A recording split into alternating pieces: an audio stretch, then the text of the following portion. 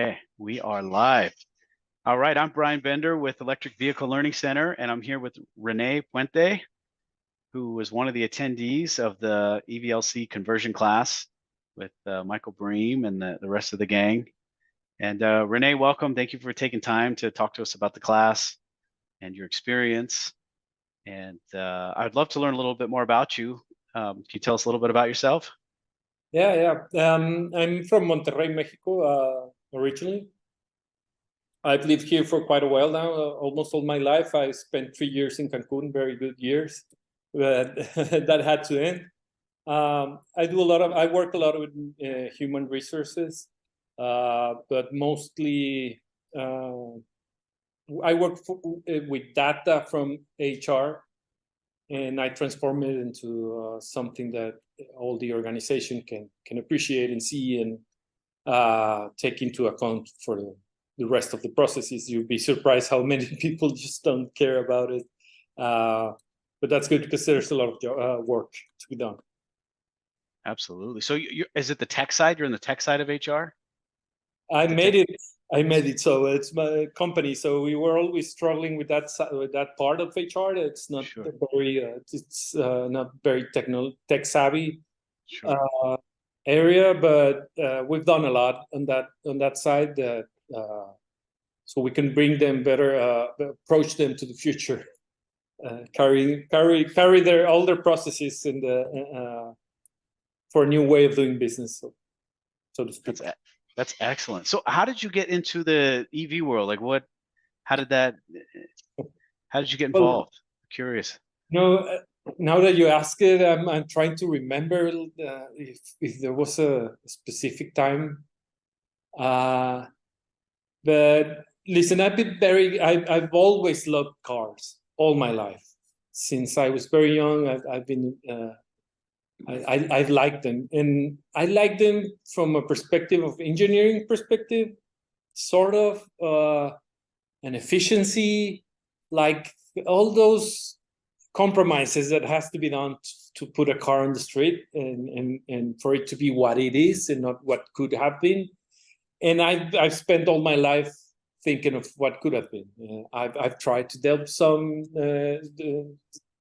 do some time on that. It's probably that I want like the most efficient, the best car possible, and for a majority of those uses, electricity is where it's at. So I know there's people like that, they would never desecrate a Corvette or a Porsche, but I'm on the other side. I would desecrate anything. I don't care. Yeah, if it makes it more fun, more efficient, why not, right? So the EV, did you find it online? Was there an EV that you came across in Monterrey? How were you exposed to EVs? I think it's a combination, because I tried to do. I did some stuff with some of my cars. I have a Opel Manta. I don't know if you remember that Opel Manta. I have a Alfa Romeo 1974. It has a transmission at the rear. I don't remember. Alfetta. Yeah, Alfa Romeo Alfetta, I think it is, four-door 74. I have a Lotus Europa, 74 Lotus Europa, and what in the States and Europe you call an Alpine A110. Here is it the Alpine, because some deal the French did with some Mexicans back in the 70s, where they brought the shape and the molds to make the fiberglass bodies, and they used the Beetle chassis, and it was sold as that here. And I have one of those, and I have a Land Rover Defender that started it all. I bought it from new, and I wanted to have a V8 engine. And this was back 2012. It still wasn't what it is today, though, right? The engine swapping thing. And I tried it. I sent the truck all the way to Canada. They did the job. It didn't work out quite as I'd imagined it. And from the very first, like, it was probably third or fourth year of the Tesla S was on the market. And it was, I wish I could just turn that motor longitudinal. The axles, the axles are already offset in the Land Rover, and everything was like, I have to make this work. And I started researching and looking for stuff, and the algorithm, it's gonna shower you with with ideas. And that, I think that was it. It was a very it's a slow process where I was like learning and seeing what everyone else was doing and stuff like that that I got into. So then you started researching, and hey, maybe I can convert one of the cars, which it sounds like an awesome group of cars you have down there too. If they were working, yeah. Yeah. So, okay, how did you find out about EVLC? Oh, that is part of the research I was doing, because back then, I don't know how long they had the store, the EV West Yep. online, but it was that piqued my curiosity when I was looking for components, because I'm not an electrical engineer. I wish I was. I understand everything that's going on, but it's not doable by myself. But there's other stuff that I can do. For instance, I've been using SketchUp for the longest time, like probably since it started back in the 10s. And you can do so much stuff with that. You can scan stuff and then upload it to SketchUp, and you scale it, and suddenly you have a scan that's probably not an engineering scan, it's photogrammetry, but I still have dimensions. So I start working with those dimensions and just trying to imagine, well, what could I do in this space? How many batteries? How many or the motors? Do the motors fit in this space? So I've been scanning and I've been designing and I've been trying to do everything that's upon my reach, like stuff like this. So when it gets to the time to hire someone or finally saying like I'm gonna try it, I've been doing all this research and going about that. I just landed in the EV West site. Probably it was, I don't know. I don't even know if they did Google Ads back then, or if it was just a case where they just the only ones doing it Sure. that popped up. I love the way they showcase their products. Most of them they use a PDF of the dimensions. So for me, that's like gold. Like finally, I know how much these measures, so I can do my measures with the things I do have. And then I just went back like a little kid that goes to a toy store, not buying anything, but just browsing through the products. Each time I went there, I learned something else. Till like last year, probably no, I probably saw the designer, the banner, probably 6 months earlier, and then on my next checkup, I was watching. I think it was a banner at EVLC. I knew I had to go, and I'm very happy that I did find them and find the courses also. That's great. So because you traveled from Monterrey all the way to San Diego for the class. Yeah. So yeah, that's amazing. I think you were maybe one of our first international students. I think we've had a few from Canada since then, but I think you're our first international student, which is amazing. That's what it's all about, is the impact we can have. And okay, so you went to the class, and so what was it like? What did you learn? What did you learn in the class? Well, I learned that Mike knows a lot. He's very knowledgeable. He and his staff amaze me at how much they want to teach this stuff. It's not easy. to find people that are willing to give out knowledge just like that. I mean, props to them. I've been in this world for 46 years, and I've found probably 2 instances of people so willing to teach. And that helped me a lot because I'm not an engineer. So I was going there, like, I didn't know what to expect. I didn't know if the course was going to be too technical for me, or if it was going to be just a rundown of everything I've seen in the last 10 years or read or something like that. But I was surprised that it was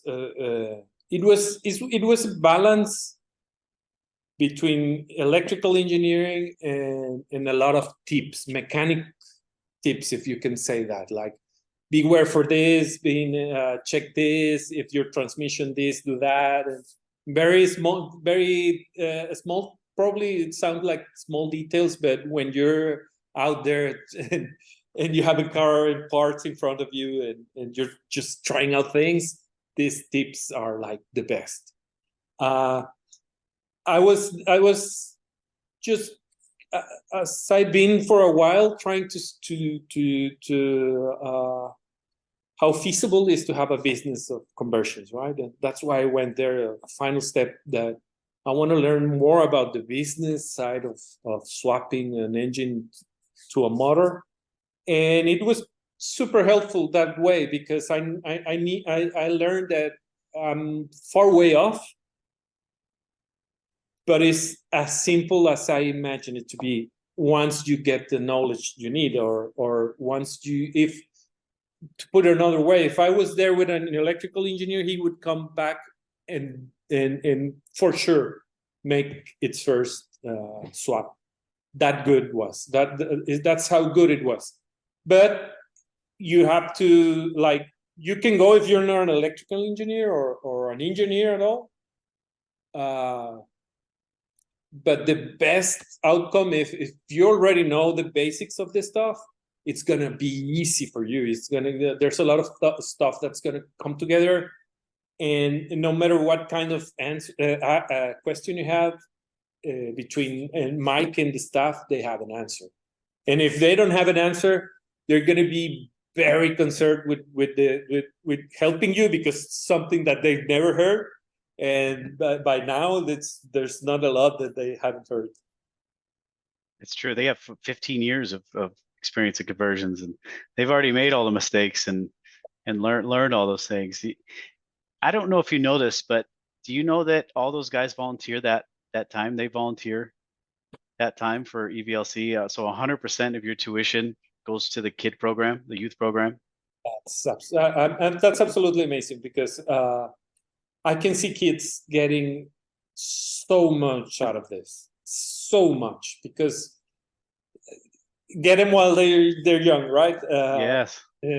This is simple stuff. If you learn this stuff as a kid, if you learn to put together an RC car when you're a kid, you're gonna take that all your life, and you're gonna learn some basic things on how robotics works. Yeah. So with these guys are experts in this, and now that you say that, it comes across like that, because I mean I hope there's more people that put that much passion into their works, but sometimes that kind of passion and dedication only comes when you know that you're doing something that goes further than just trying to teach a 46-year-old how to do conversion, right? They really care about this stuff, and to have that level of knowledge with that level of passion and inclination to share. Oh my God, that's why I think you have a good program there. I'm happy to be to have enrolled in it. That's great. That's great. I'd love hearing that feedback because the group, the EVLC group and the EV West group, it's just an unbelievable group of people that, like you said, they do care. And I'm glad that that's the experience that you got, because that's what I experience around all of them as well. And no, thank you for sharing that. So next question. So now that you went to the class, so you have your projects, you got a few different options. You did your research, flew to San Diego, Now you're home. Have you started on any of the projects, or do you know which one's going to be first, or where are you at?